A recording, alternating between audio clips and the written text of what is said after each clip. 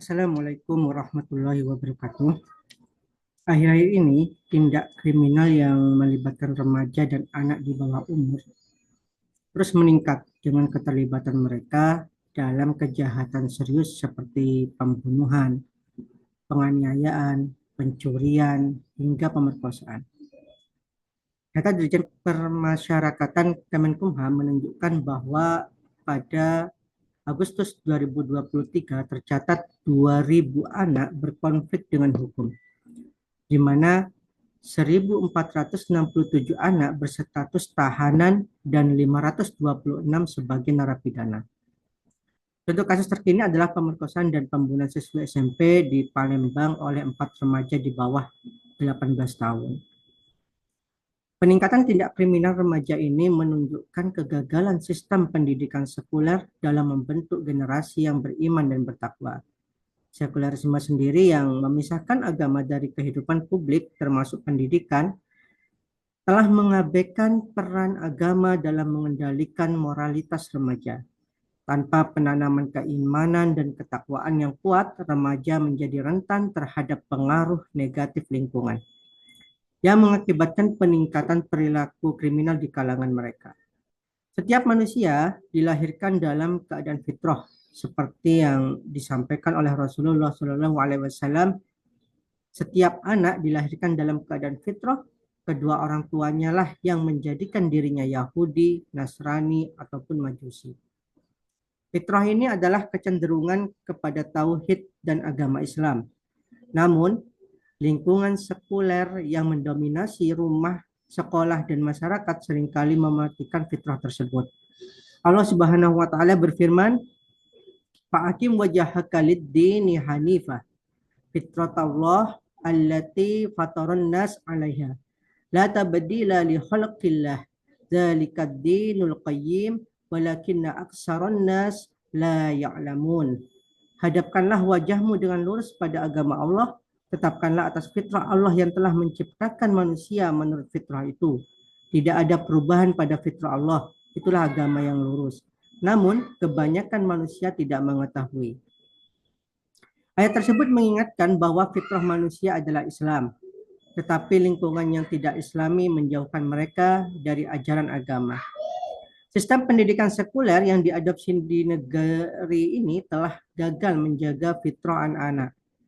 Pendidikan sekuler mengabaikan peran agama sehingga pelajar tidak dibekali dengan keimanan dan ketakwaan yang kuat. Akibatnya banyak remaja yang terjerumus dalam perilaku amoral dan kriminal, seperti kasus pornografi, seks bebas, narkoba, dan tawuran. Lingkungan sosial yang jauh dari nilai-nilai Islami, maraknya perjudian, prostitusi, dan pergaulan bebas semakin memperburuk kondisi ini, memperkuat pengaruh negatif pada generasi muda. Dominasi sistem pendidikan sekuler adalah malapetaka besar bagi generasi muslim.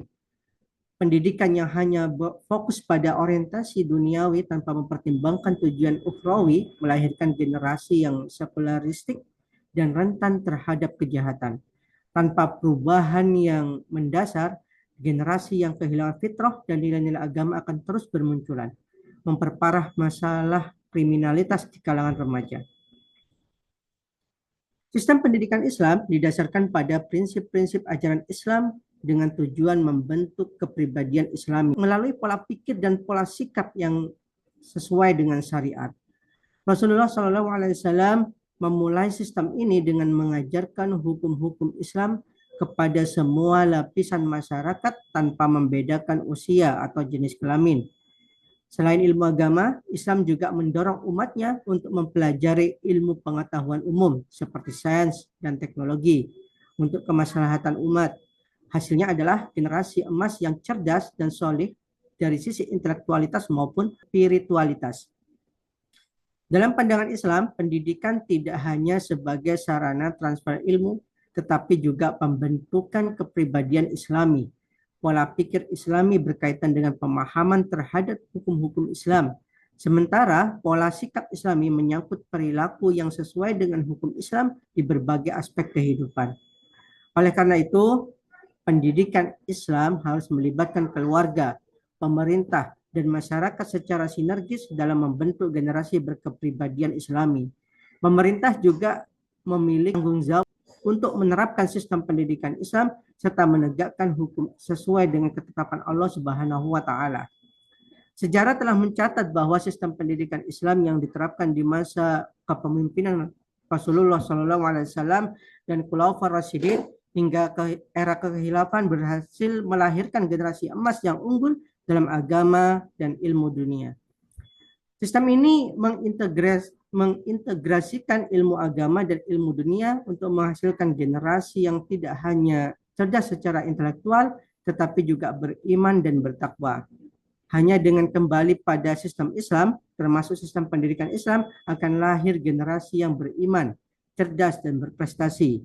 Allah Subhanahu wa taala berfirman, "Wa anna hada sirati mustaqiman fattabi'uh wa la tattabi'us subula fatafarraqa bikum an sabilih. Dzalikum wasaqum bihi la'allakum tattaqun." Inilah jalanku yang lurus, yakni Islam, karena itu ikutilah jalan itu dan janganlah kalian mengikuti jalan-jalan lain yang bisa mengakibatkan kalian tercerai-berai dari jalannya. Dan demikian Allah perintahkan kepada kalian agar kalian bertakwa. Wallahu a'lam bishawab. Wassalamualaikum warahmatullahi wabarakatuh.